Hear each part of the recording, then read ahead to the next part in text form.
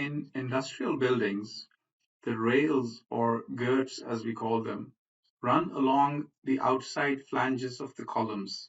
So these are the girts or the rails, and they run along like I said, the outside face of the columns all along particular facade.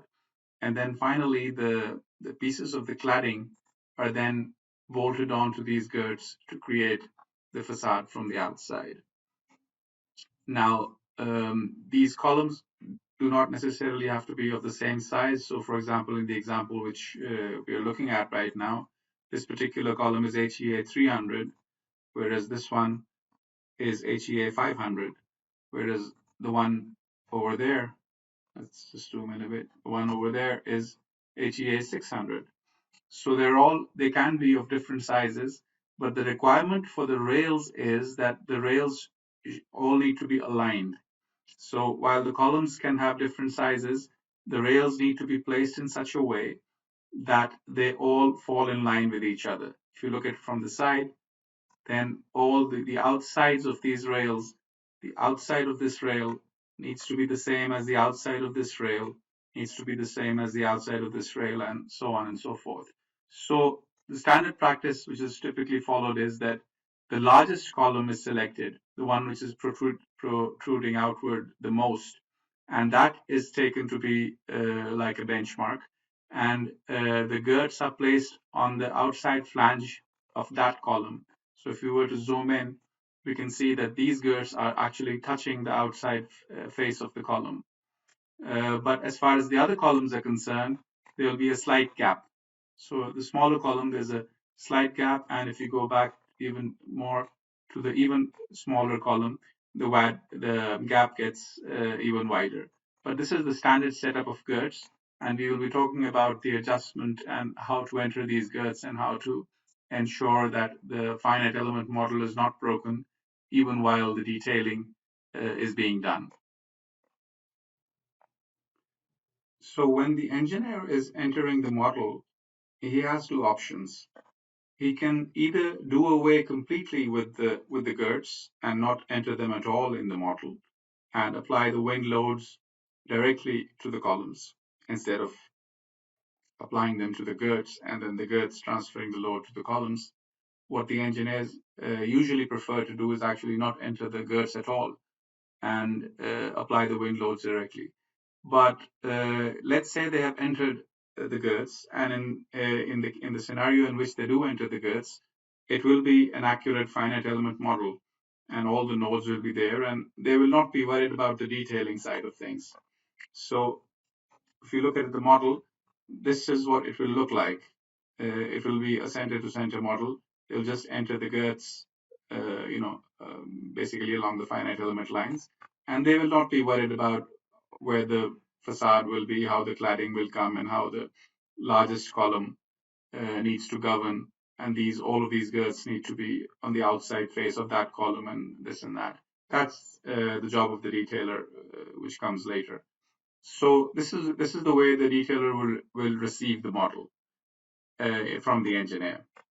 Now the initial gut reaction of the detailer is then to look at it from the top, zoom in, see that the columns are all different sizes.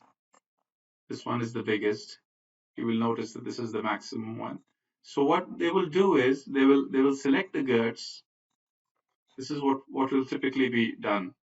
They will select the girts, zoom in on the largest column, and right click and say move linear, and this point goes to this point, and so it's a shift of about 295 millimeters.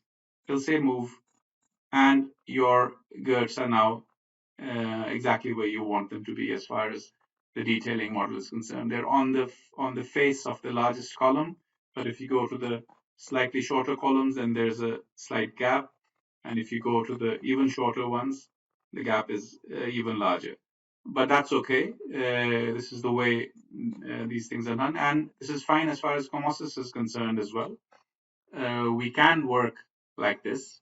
So, for instance, if I were to go to my Perlin and Girt commands, for instance, and press Shift and choose the bracket type without cut as my option, I can just simply select this column and select these two girts, for example, and the connection is created. And this is fine. This is all doable. But this is not what is recommended. And the reason for that is that if you look at the model, and if I go back to the line mode, you see that the finite element model has been broken.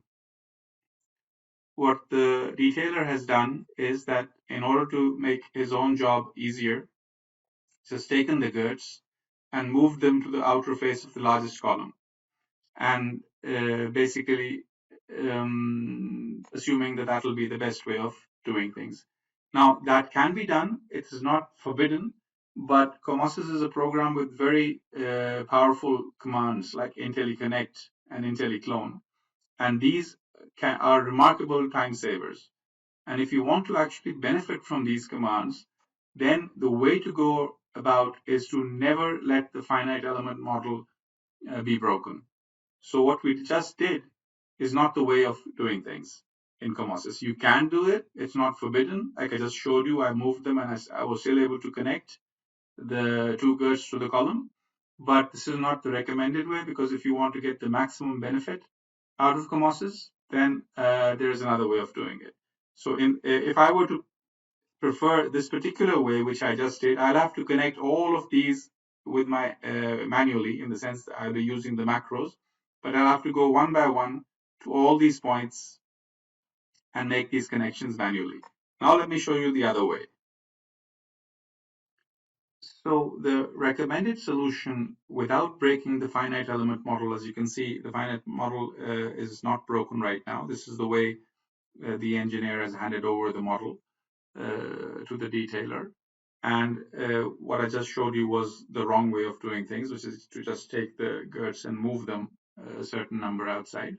The better way in COMOSYS is to actually zoom in and take your reference column, the one which is going to govern, which is this one, which is the biggest one in this case, HEA 600, and then take any girt, just take any one of them and actually measure how much it needs to be shifted. So what I need is actually the distance from here to the outside of the column, right?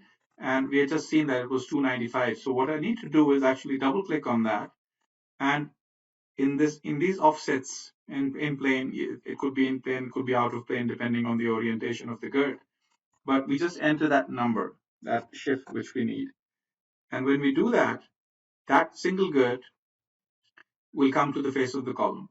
Now, you might say that I can just select all of the girts and put in the same number, but the number might be different for each individual girt. And the reason for that would be that in the section of each individual girt might be different.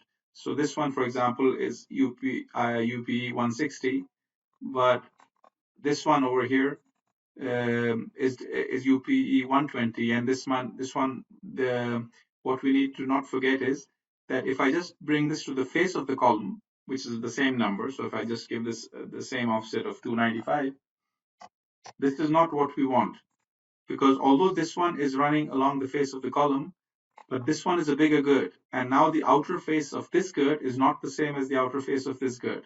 So actually there are two governing things over here. One is the largest column, which is governing, and secondly, the largest girt is also governing. So the largest girt placed on the largest column becomes the governing situation, and all of the rest, which can all be different profiles, by the way, and that's why a single solution is not possible by just selecting all of them and entering 295. So for that reason, you need a better method. And the better method is very simple, what we call the adjust command in COMOSYS, which we've talked about considerably, that you actually adjust one of these girts, only one, not the entire lot, just one and this one should be the largest girt, the girt which is going to govern. The outer face of this girt will govern. This is the one you adjust manually. And then what you do is you basically select all these girts. And there are many ways of selecting all the girts. One simple way would be to just go like that, press enter, press the profile button, group them by beam groups, and you will see the girts are selected over there, and you can select according to that. I will show you a better way of doing that, which is in the edit menu, there's a select command which says select similar elements. And this, if you select any Girt, the entire panel will be selected. And that's a much easier way of doing it. So once you have them selected, you can zoom in. So where was my reference Girt? This is my reference Girt. You can zoom in and go to your steel menu and go to your adjust purlin Girt, which is in the adjust menu, and go to adjust Girts. It will ask for, it says select a Girt. Now this needs to be the reference Girt. This is the one I have done manually with my hand, entering 295 for this one. So I select this Girt, and then it asks for a point. And this is the point which will govern. So I want this outer face. So any point on the outer face I can select. So this point works, for example. So when I do that, immediately all the Girts along that line have been adjusted, even the smaller ones. So if I were to look at it from the side, like this, for example, if I were to go there and do an orthographic projection, you will see that the smaller Girts are also aligned with the larger ones. So while the larger one is sitting exactly on the face of the column, of the largest column, the smaller ones are actually at a distance from that column. And the reason for that is that we have adjusted each one so that the outer point is adjusted according to the outer point of the one we did manually. And with this very simple two-step command, we have managed to avoid breaking the finite element model, which is exactly what we wanted. And you might ask if that's not a big deal, but when you will learn about IntelliConnect and IntelliClone, you will realize that having this connectivity is a huge advantage as compared to losing it. You can work both ways. Like I said, in conventional programs, the whole idea of maintaining the integrity of the finite element model is not a big issue. But in COMOSYS, you can do it both ways. If you do not maintain the integrity of the model, you will lose certain advantages. But if you do maintain the integrity of the column, and we'll discuss that when we are getting to the IntelliConnect command, then that will offer such tremendous advantages that you will always want to go through these small two steps which we just went through to ensure that the model integrity is maintained and you are able to use IntelliConnect and IntelliClone.